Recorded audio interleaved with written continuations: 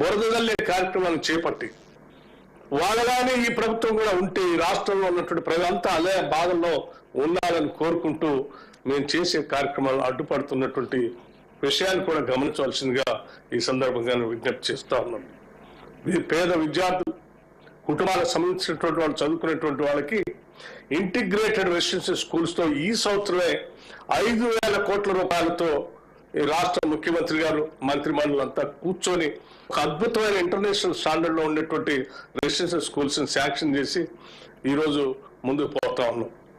మన బిడ్డ చదువుకుంటున్నటువంటి వాళ్ళందరికీ ఈరోజు డైట్ ఛార్జెస్ మీరు 10 ఏళ్ళు వాళ్ళు బతకటానికి ఇబ్బందికరంగా ఉన్నటువంటి పరిస్థితులు ఉంటే కూడా తినటానికి సరిగ్గా తిండి లేకపోయినప్పటికీ కూడా మీరు 10 ఏళ్ళు ధనిక రాష్ట్రంగా మీకు అప్పచెప్తే కనీసం రూపాయి కూడా వాళ్ళకి డైట్ ఛార్జెస్ పెంచలేదు. ఈరోజు రాష్ట్ర ప్రభుత్వం 40% ఒకటేసారి డైట్ ఛార్జెస్ పెంచి ముందుకు పోతాం.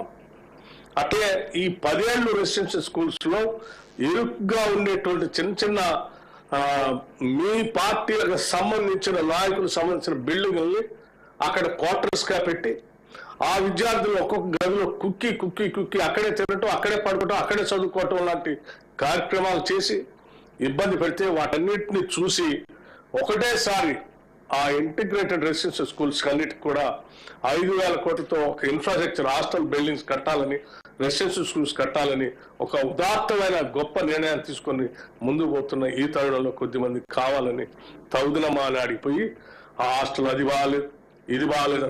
దానికి కారణం మీరే కదా. ఆనాడే మేము 5,000 కోట్లతో ఈరోజు మేము కడుతున్నట్టుగా మీ 10 ఏళ్లలో అవి కట్టి సరిగా చేసుంటే ఇవాళ ఆ పిల్లలు ఎదుర్కొనే వాళ్ళు కాదు కదా. మీరు చేసిన తప్పిదాలకి ఈరోజు ఆ పిల్లలు మూల్యం చెల్లిస్తా ఉన్నారు. అటువంటి బాధ వాళ్ళు పడకూడదనే మేము ఈరోజు ఆలోచన చేసి మాకు ఎన్ని ఇబ్బందులు ఉన్నా ఆ కార్యక్రమం తీసుకొని ముందుకు పోతా ఉన్నాం. ఇన్ని సమస్యల మధ్యలో ఆర్థికపరమైన ఇబ్బందులు ఉంటే కూడా మీలాగా ధనిక రాష్ట్రం మాకు రాలే, వెసులుబాటు కలిగిన రాష్ట్రం రాలే. ధనిక రాష్ట్రంగా మీకు అప్పు చెప్పారు, 7 లక్షల కోట్ల అప్పుతో మీరు మాకు అప్పు చెప్పారు.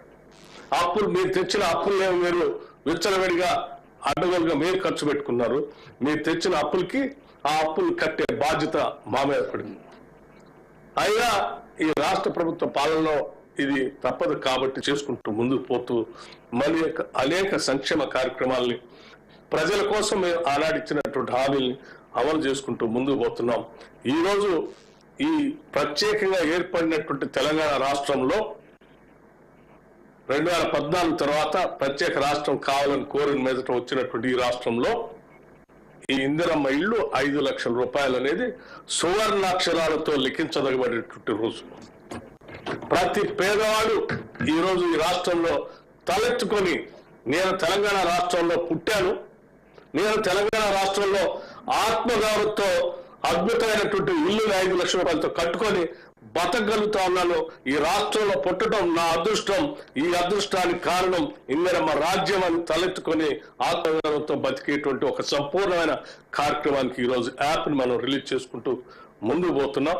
దీని అందరికి కూడా రాష్ట్ర వ్యాప్తంగా ఉన్నటువంటి ప్రజలందరూ ఈరోజు సంతోషంగా సంబరాలు చేసుకోవాల్సిందిగా కోరుతూ ఇటువంటి బృహత్తరమైనటువంటి కార్యక్రమాన్ని ఈ రాష్ట్ర మంత్రి మండలి రేవంత్ రెడ్డి గారి నాయకత్వంలో తీసుకొని ముందుకు పోతున్నటువంటి సందర్భంగా రాష్ట్ర ఉప ముఖ్యమంత్రిగా ఆర్థిక శాఖను చూస్తున్నటువంటి వ్యక్తిగా కూడా నేను యావత్ మంత్రి మండలి అందరినీ కూడా సంపూర్ణంగా హృదయపూర్వకంగా రాష్ట్రంలో ఉన్నటువంటి ప్రజలందరి తరఫున మరొకసారి నా హృదయపూర్వకమైనటువంటి ధన్యవాదాలు తెలియజేస్తూ ముగిస్తా ఉన్నాను. Thank you. నమస్కారం.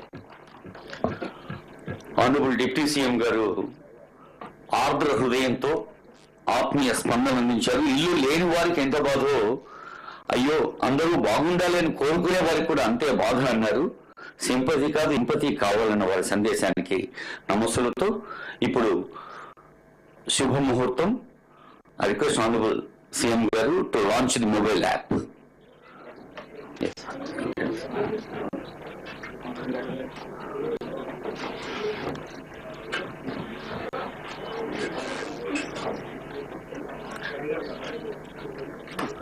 స్క్రీన్ పైన చూడొచ్చు.